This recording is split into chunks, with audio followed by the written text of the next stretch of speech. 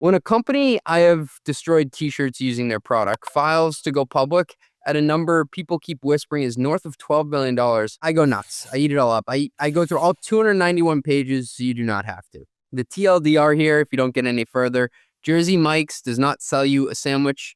More than 630 franchise owners sell you the sandwich.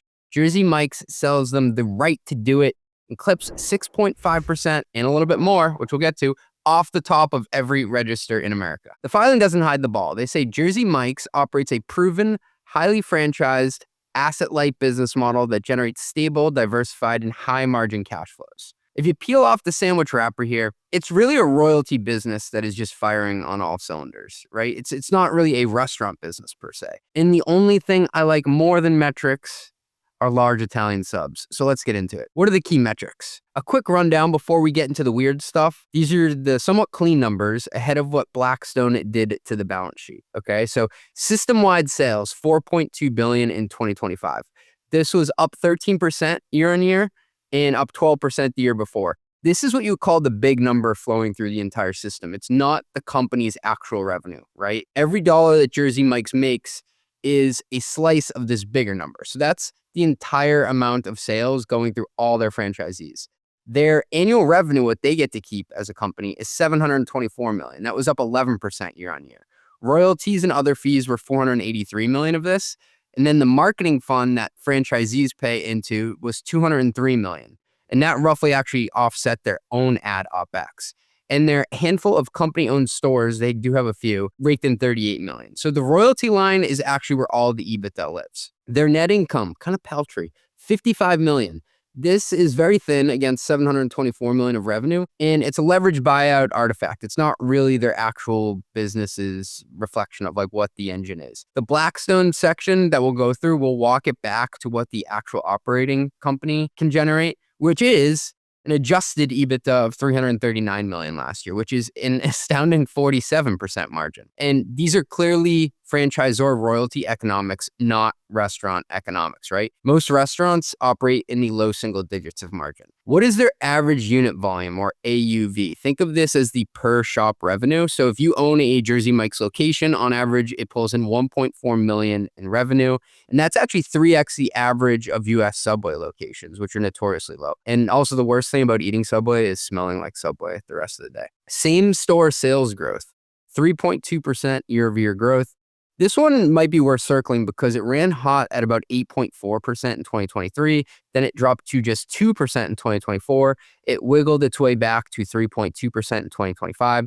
And it's pacing at 2.5% in the first half of 2026. A good chunk of the strong years was actually menu price increases rather than traffic. Damn inflation. Can't get a $5 footlong anymore. Net store growth, 8.5%. So this is down from 12% the prior 2 years. The filing pins this on a founder-directed development pause in 2024, i.e. the year that he was looking to sell the company. Think about this as after all the stores that shut down, and then you add in all the ones that opened, what was the net growth? It was 8.5% year on year. What's their CapEx? It's really small. You got to squint to see. It's only $11 million against $339 million of EBITDA. Franchisees fund the builds. So 97% of adjusted EBITDA actually converts to cash. Nice. And they have 12.5 million loyalty members. 42% of their sales are digital, and you can peep the sales mix right here. So about half is through the lunch crowd, and then you split up the other half between what they call the snack crowd. Yeah, that's between 2 and 4.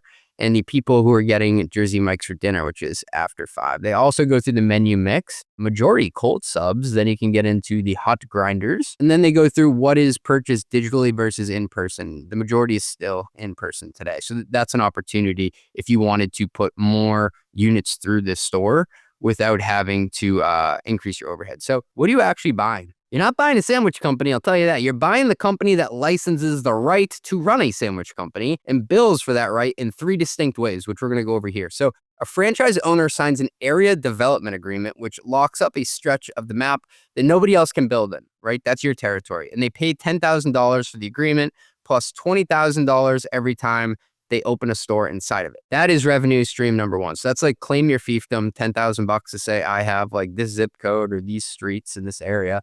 And then each store within it, I give you another 20 grand on top of that original 10 grand. From there, they clip 6.5% of everything that the store rings up. And that flows back to the corporate headquarters as a royalty. So think about it like you buy $10 worth of a sandwich and chips and a soda, 6.5% of that will go back to HQ. So it's a simple rip off the top, right? And then they earn another 5% in the form of that national ad fund. So think of this as the marketing commitment the individual stores must pay back to HQ for services rendered, because it ain't cheap to have Danny DeVito in your commercials. So net, the real royalty rate is closer to 11.5% plus some extra fixed fees. On the cost front, the franchisee is the one who has to front the build out, which on average is $515,000 to put a location up.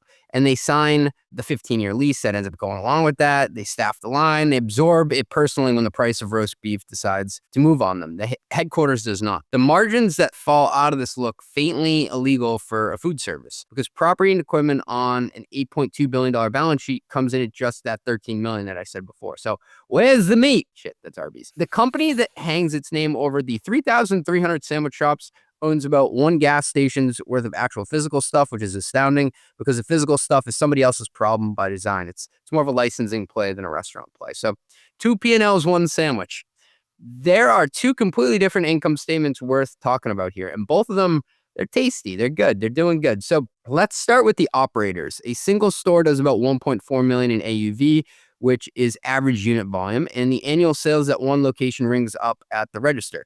So after food, labor, occupancy, and the royalty and ad fund it pays back to corporate, it holds a store level EBITDA margin of around 16%. So after you pay for your OpEx as well as whatever you owe Jersey Mike's HQ, you have about 16% left over, and it costs roughly $515,000 to build. Important to note, like I said, that the franchisee pays for that, not Jersey Mike's. If we run the franchise's return, they make 16% of 1.4 million, which comes out to about $224,000 a year. So approaching $250,000 on that 515 grand that they spent to open the doors. And so this is what the pros call a cash on cash return, and it's north of 40%. The 224 over the 515. It means for every dollar the franchisee puts in, they get more than 40 cents back every year in profits. And that's why stacking multiple locations is so attractive to operators once they've got the playbook down, right? You see that, you're like, oh, I get how to do this. The unit level economics are pretty sweet. I'm going to own a bunch of these, right? I'm not just going to stop at one. Long term, they want to get the AUV to over 2 million, to go from 1.4 to 2. They want to get the store level margin up from 16 to 17 or 18. And they think the cash on cash return can be 60% if you stretch it out long enough. Is it wishful thinking? I don't know. Well, more than 330 owners run a single store, but the operators at the top of the system run an average of 60 apiece.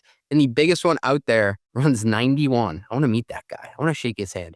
Jersey Mike says north of 90% of its development pipeline is coming from existing franchisees, which is a great flywheel, because said another way, the people who are most successful continue to line up to build up more locations, which end up being better locations because they have the precedent to lean on. Hey, founders and finance folks, you know how early on everything is fast and scrappy, and then suddenly equity gets messy? Spreadsheets break, grant docs pile up, lawyers are sending new forms and collecting fees. It all shows up right about when you're already swamped. Well, if managing your cap table feels like one more frustrating thing on a very long to-do list, you need to know about Pulley. Pulley makes equity management simple and stress-free. You can issue options, model dilution, complete 409As, and more, all in one place with support from real experts when you need it. So if you're raising, hiring, or scaling, Pulley keeps your cap table clean so you can stay focused on building, not wrangling spreadsheets. Learn more, request a demo at pulley.com/mostlymetrics. That is PULLEY.com/mostlymetrics.